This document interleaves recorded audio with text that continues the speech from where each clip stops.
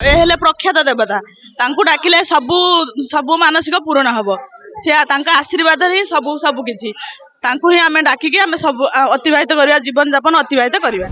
नूतन वर्ष विभिन्न देवादेवी पीठ भिड़ रोकता बेले आम बर्तमान पहुंचीचु बाबा आखंडलमणि पीठ जोटारे हजार हजार भक्त ये समागम होती भक्तों भिड़ परिलक्षित होती प्रशासन पक्षर व्यापक व्यवस्था कर सुरक्षा तो आम सहित अच्छा जो स्थानीय सेवायत केमती कौन बाबा नीतिकांति रही नुआ वर्ष स्वतंत्र नीतिकांति रही से विषय आलोचना करवा। आज केमती कौन सब नीतिकांति थिला सकाळु केमती कौन पहड़ खुलला। नागेन्द्र हराय तिलोचनाय भस्मांग रागाय महेश्वराय नित्याय शुद्धाय दिगंबराय तस्मै नवकाराय नमः शिवाय। जय बाबा आखंडलमणि। आज हूँ इंग्राजी नववर्ष 2026 अयम आरंभ। यही परिप्रेक्षी में बाबा आखंडलमणि पीठ उत्सव मुखर हो उठी चलचंचल हो उठी। आप देखुं भोर 4 घटिकारु एपर्यंत हजार हजार भक्त आपणकर लंबा धाड़ी रे आसिकी बाबा को दर्शन करुछंती।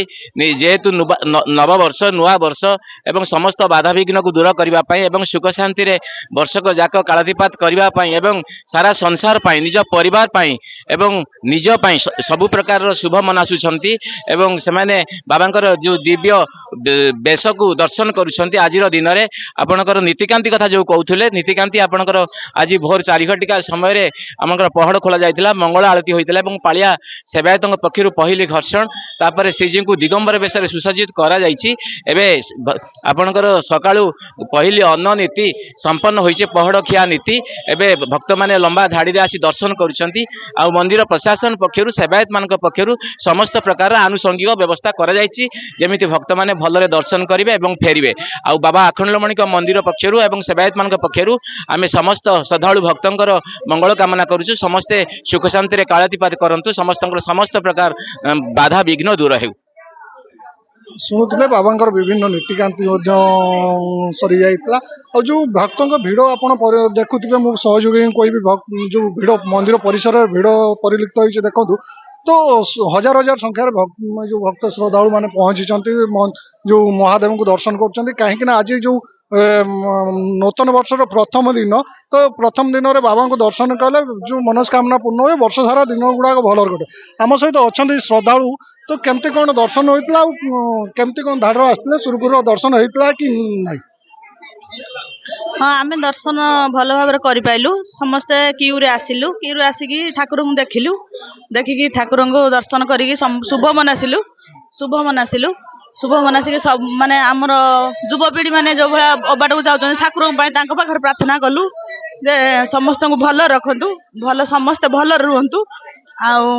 आसला गोटे रास्ता टे बहुत खराब थिला आसिया बहुत आम हैरान हेलु प्रशासन से अनुरोध कर रास्ता टे आम टे भल टे सजाड़िया लोक बहुत हैरान होती आसी पार ना आमर तो ठाकुर को आम डाकुचु देखिया कौन हो भविष्य वर्ष सारा। हाँ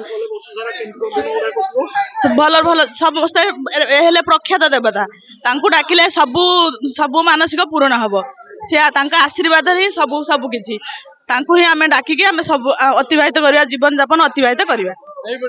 शुणुले नूतन वर्ष जो प्रथम दिन कि सुरखुर जीव वर्ष सारा सब माने दिन गुड़ाक भल जीव सुख समृद्धि घर आसो से श्रद्धालु मैंने आसछन्ते और ठाकुर को दर्शन कर तो आम सहित आहरी सेवायत अच्छा सहित आलोचना करवा जो कौन केमी आप आसिले केमती कौन आप दर्शन सब है ठाकुर।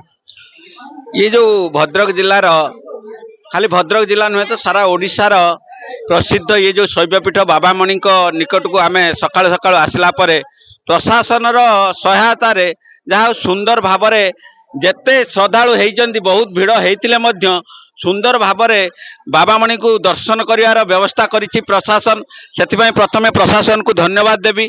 आउ गोटे कथा एटारे जो आसीचु आम जो नववर्ष अर्थ खाली आमर कैलेंडर चेंज होची डिसेम्बर टा आज जनवरी 2025 आज 2026 दर्शन बहुत भल थिला भाव प्रवण थिला नुआ वर्षर प्रथम दर्शन आज बाबांकर बहुत भल थिला। ओडिशावासी भल हो आम घर भी भल हो आमर मानकर भल हो चांदबालू मत्तरू आसु 4 जन 4-6 जन आसु भल अच्छे ଭଲ ସୁରକ୍ଷା ଅଛି। ତ ବହୁତ ଭଲରେ ମଧ୍ୟ ଦର୍ଶନ ହୋଇଥିଲା ଯୋଉ ଶ୍ରଦ୍ଧାଳୁ ମାନେ କହୁଥିଲେ। ତ ଦେଖୁଥିବେ ମନ୍ଦିର ପରିସରରେ ହଜାର ହଜାର ଭକ୍ତ। ତ ପୁରା ପ୍ରଶାସନ ପକ୍ଷରୁ ମଧ୍ୟ ଏହା ଆହୁରି ବଢିବା ସମ୍ଭାବନା ରହିଛି। ତେଣୁ ପ୍ରଶାସନ ପକ୍ଷରୁ ପୁରା ସୁରକ୍ଷା ବ୍ୟବସ୍ଥା କଡ଼ାକଡ଼ି କରାଯାଇଛି। ପାର୍କିଂ ବ୍ୟବସ୍ଥା କୁହନ୍ତୁ, ଯୋଉ ବିଭିନ୍ନ ଜିଲ୍ଲାରୁ ଏଠିକି ମଧ୍ୟ ଶ୍ରଦ୍ଧାଳୁ ଆସିବେ, କାହିଁକି ନା ଦିନ ତମାମ ପୁରା ଭିଡ଼ ରହିବ। ତ ସେଥିପାଇଁ ପ୍ରଶାସନ ସଜାଗ ରହିଛି। ଭଦ୍ରକ ଧାମନଗରରୁ ସଞ୍ଜୀବ ମହାନ୍ତି, ଓଡ଼ିଶା ଭାସ୍କର।